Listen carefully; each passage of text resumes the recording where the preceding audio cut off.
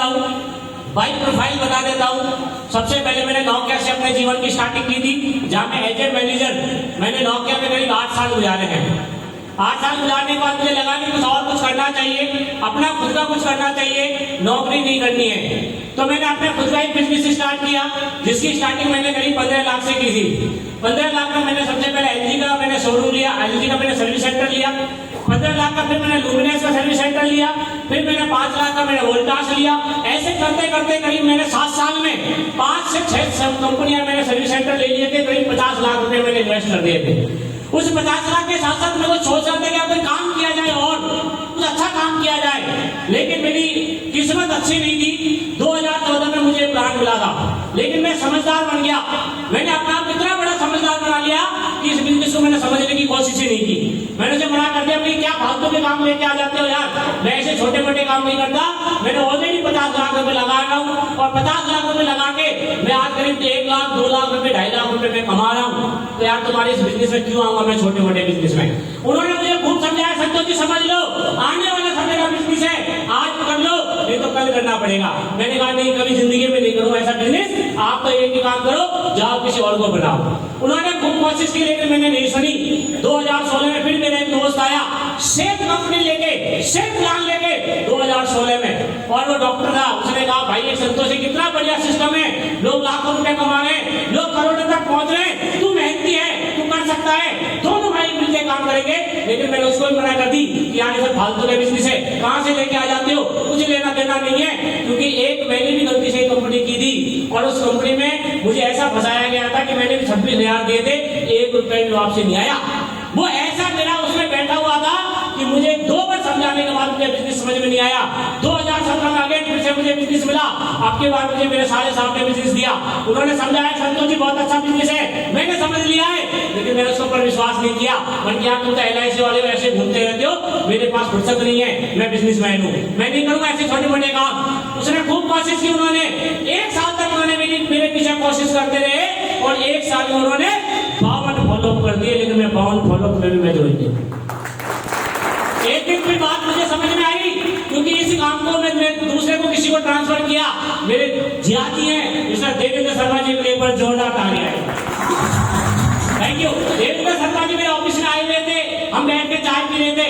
मैं एक बड़े प्रोजेक्ट की तैयारी कर रहा था, क्योंकि हर बार मैंने एक ही बात सुनी है, जितना मोटा पैसा लगाओगे उतना मोटा पैसा कमाओगे। क्योंकि मैं शुरू से मैं बड़ियों के साथ रहा हूँ, और बड़ियों की थोड़ी है, जितना मोटा पैसा आप लगाओगे उतना मोटा पैसा कमाओगे। तो मैंने उसी बात को सोच के मैंने 2 करोड़ रुपए का एक प्रोजेक्ट की तैयारी करके बैठा हुआ था, दिल्ली के प्लांट की। 2 करोड़ का सब कुछ रेडी था, पता था कि कहां से गाय लानी है, बेंगलोर से गाय लानी है, पता नहीं कहां से, सब कुछ रेडी था हमारा। लेकिन उसी समय पे फिर से एक दिन हमारे, मैं बात करूं साले साहब मिस्टर जितेंद्र शर्मा जी मेरे ऑफिस आ गए, और जब एक आदमी का 52 बार फॉलोअप किया जाए तो सिचुएशन क्या होती है। सिचुएशन मेरे साथ ये थी कि यदि एक बार भूत जीत जाए तो नहीं डरूं, लेकिन यदि जितेंद्र ने जीत जाए तो जरूर डरूं। एक ऐसी सिचुएशन मेरे साथ खड़ी हो गई थी। जब वो लास्ट टाइम आए, मैंने कहा कि भाई मुझे तो छोड़ दे, ये जियाजी है, डॉक्टर है, पढ़े लिखे हैं, MBBS है, इनको बिजनेस समझा दे। यदि इनको बिजनेस समझ में आ जाएगा तो हो सकता है मैं भी बिजनेस कर लूंगा। और मैंने उनको जैसे उनको बैठा दिया, दोनों को मेरे ऑफिस में चाय बोल दी, मैं मेरे कैबिन से बाहर, वो दोनों बात समझते रहे, समझाते रहे। 2 घंटे तक कैबिन में आया ही नहीं, भूल गया ऑफिस में मेरा। देखिए 2 घंटे बाद आए तो दोनों ही नहीं थे। क्या नहीं थे? दोनों ही नहीं थे। मैंने कहा आज काम बढ़िया हो गया, परमानेंट कांटा निकल गया। इस आदमी ने मेरा जीना आराम कर रखा था। मैंने जियाजी को फोन किया, मैंने कहा जितेंद्र जी वो घर बैठे, तो उनकी घर क्या कर रहे हैं, कोई कुछ नहीं कर रहे, चाय पी रहे हैं। तो मैंने इनको समझाता, मुझे परेशान नहीं करेंगे बार बार कंपनी को लेके। तो उन्होंने कहा संतोष जी इन्होंने इतना बढ़िया समझा दिया है, मैंने ज्वाइनिंग कर ली है। मैंने कहा जियाजी पागल हो गए हो, 1.25 लाख रुपए तक आपकी, आपके भाई की आते, छोटे भाई की 40,000, पिताजी की पेंशन आती है 30-35, कहाँ चक्कर में पड़ रहे हो। ये तो LIC करते घूमते हैं, इनका तो कहाँ भी गाँव डुलना है, तुम कहाँ घूमोगे। तुम नौकरी दिल्ली में करते हो, घर तुम्हारा यहाँ है, पिताजी माताजी तुम्हारे गाँव में रहते हैं, कैसे बिजनेस कर पाओगे। उन्होंने कहा संतोष जी मुझे समझ में आ गई, मैं तो बिजनेस करने वाला हूँ, तुम्हें करना है तो ठीक है, नहीं तो मत करो। मैंने कहा यार घूम रही है। मैंने अपने छोटे भाई को फोन किया, बल्कि CPG एक काम करना, बोलते आप उनके घर कब जाओगे, वो 2 घंटे बाद, बल्कि जाते ही आपको देवेंद्र जी और जितेंद्र जी मिलेंगे घर। और 10 मिनट मांगेंगे, दे मत देना, यदि दे दिया तो गड़बड़ हो जाएगी। तो उनको मैंने समझा दिया अच्छी तरह से।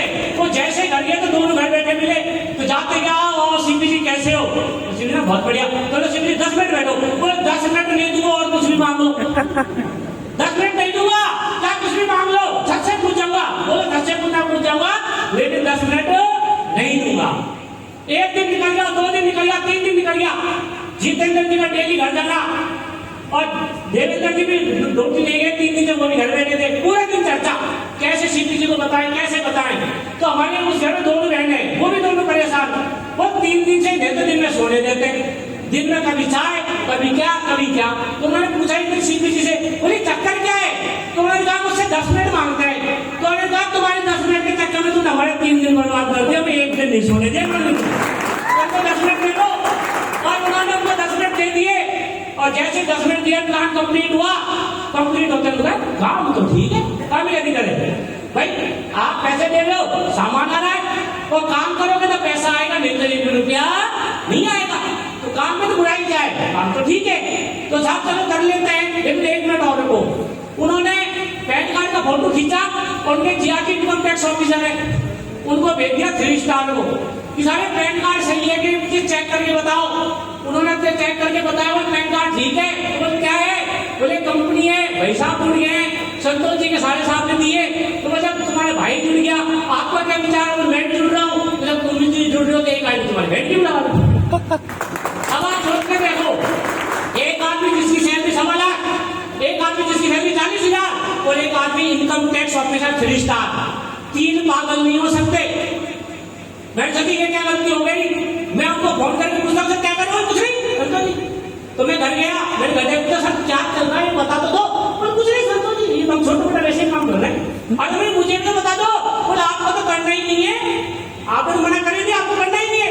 अरे अब तक नहीं करना था, अब जब तुम 3 चले गए हो तो मैं कौन से कुएं में जाऊंगा, मैं भी उसी में आ रहा हूँ। तो मेरी भी आईडी लगाओ, और मैंने मेरे भाई की दोनों के टाइमर से 18,400 से 18,400 से मैंने 2 आईडी उसी दिन मैंने जनरेट कराई और उसी दिन से काम करना स्टार्ट किया। जैसे काम स्टार्ट किया, आप सबको पता है क्या होता है, क्या होता है। सबसे पहले टाइम खिंचाई होती है।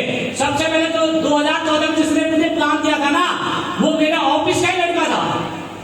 और जैसे मैंने ज्वाइन किया, सबसे पहले उसे पता लग गया। वो आया मेरा कैबिन में, उसने कहा सर एक बात पूछूं। पूछो। वो सर 2014 में जब मैंने आपको दिखाया था, तब क्या बुरा था इसमें।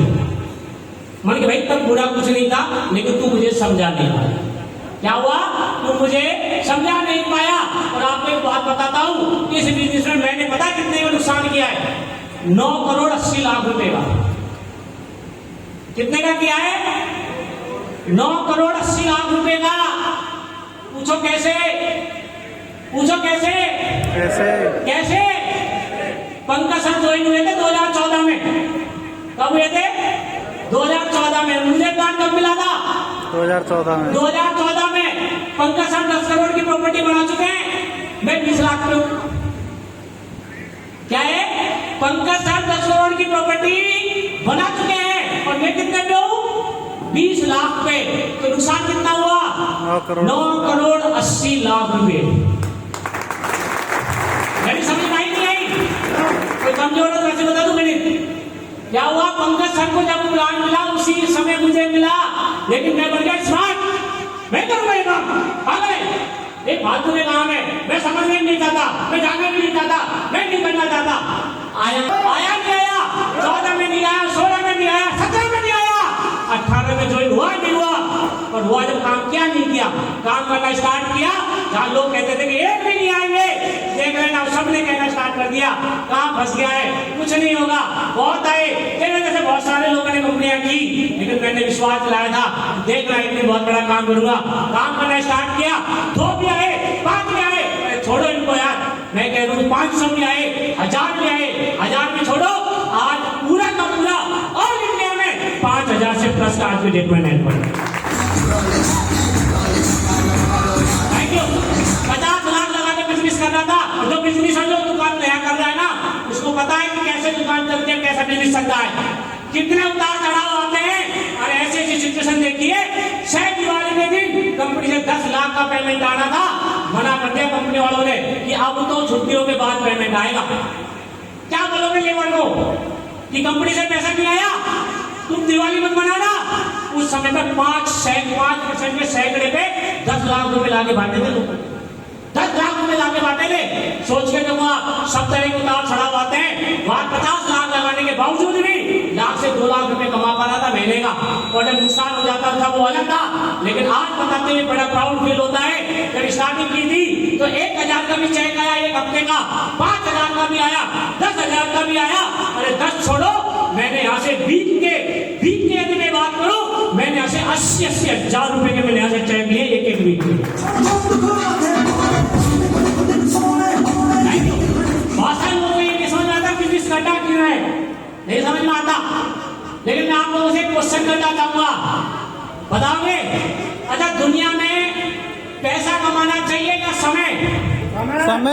अच्छा क्या कमाना चाहिए? पैसा कमाना चाहिए, समय? क्या कमाना चाहिए? क्या कमाना चाहिए? और जिन्होंने मामा खा रखी वो कौन बोलेंगे? बाकी सब ने मामा उनका खा रखा है क्या कमाना चाहिए? अरे बोल दो यार, फालतू में भी तो 10 के बहस करके घूमते हो, राहुल गांधी फलाना, मोदी फलाना, वहां खड़ा भाड़ के चिल्लाते हो, बहस करते हो, आगे जाना कुछ नहीं है, करते नहीं करते हो क्या? खुद के लिए तो बोल ही सकते हो यार। बताओ क्या चाहिए? पैसा या समय? क्या चाहिए? समय। अब समय की यदि बात करें, एक आदमी 8 घंटे से नौकरी करता है ना, तो वो 10 से 20,000, 30,000, 50,000 कमा पाता है। ऐसा है या नहीं है? मुझे ये पता लग गया था कि जितना आपका समय मल्टीप्लाई होगा, पैसा आपका उतना ही ज्यादा होगा। मैं 85 लोगों को मेरे पास काम में रखता था, एक आदमी यदि मुझे 10 घंटा दे तो कितना हो गया पूरे दिन में? 850 घंटे। कितना? 850 घंटे। और उसके लिए मैं महीने का 10 से 20 लाख रुपए खर्च करता था। कितना खर्च करता था? 10 से 20 लाख महीने 8.5 घंटे के लिए, 850 घंटे के लिए। लेकिन आज मेरी टीम कितने की है? 5,000 की। यदि ये सारे लोग ज्यादा भी काम नहीं करें, एक घंटा भी यदि काम करें, तो एक दिन में कितना लाभ होगा? 5,000। कितना होगा? 5,000 घंटे। और जब 5,000 घंटे काम होगा तो बताओ आपकी इनकम में बढ़ोतरी होगी या नहीं होगी? और जब यही आपका समय लाखों में चला जाएगा तो इनकम कितने में पहुंच जाएगी? लाखों में। तो आप चाहते हैं नहीं चाहते समय कमाना? पैसा नहीं, ये समय कमाने का बिजनेस है। किसका है? समय कमाने का बिजनेस। जब मैं आया था मुझे कहा गया था आपको देश विदेश की यात्राएं मिलेगी। मैं कह रहा था साहब जितना आप लगाने के बाद कहीं जाने का आज तक मौका नहीं मिला। आप यहाँ की बात कर रहे हो, लेकिन आपको बताते हो क्या प्राउड फील होता है? इंडिया में तो कोई शहर छोड़ा नहीं है। और यदि विदेश की भी बात करूं तो 4 बार थाईलैंड और 1 बार यूरोप जाने का भी मुझे मौका मिला। आप लोगों को आज बहुत सारे लोग पता नहीं क्या क्या सोच के आए होंगे। मैं एक ही उनसे रिक्वेस्ट करूंगा, बहुत डिबेट देखते हो, बहुत टीवी देखते हो, बहुत सारी पिक्चर्स देखते हो, आप फाड़ में देखते हो, लेकिन मिलती कुछ भी नहीं है। मैं आज ये कहूँ, आप फाड़ के मत देखना, दिमाग का थोड़ा सा ढक्कन खोल के 2-3 घंटे यही रख लेना। मान लेना आज यहाँ आगे थोड़ी सी समझने की कोशिश करना या मत करना वो तो आपके ऊपर निर्भर करता है, लेकिन 2-3 घंटा समझने की कोशिश जरूर करनी है। अच्छा यहाँ कितने लोग बोलेंगे, वो हिंदी में बोलेंगे, इंग्लिश में या तमिल में? हिंदी में। आपको समझ में आएगी? मैं साउथ में जाके काम करता हूँ, वहां के मुझे क्या तो समझ में नहीं आता, लेकिन फिर भी समझने की कोशिश करता हूँ। क्यों? क्योंकि मुझे बड़ा काम करना है। तो तैयार है सभी? तैयार है? चलो आप सभी के बीच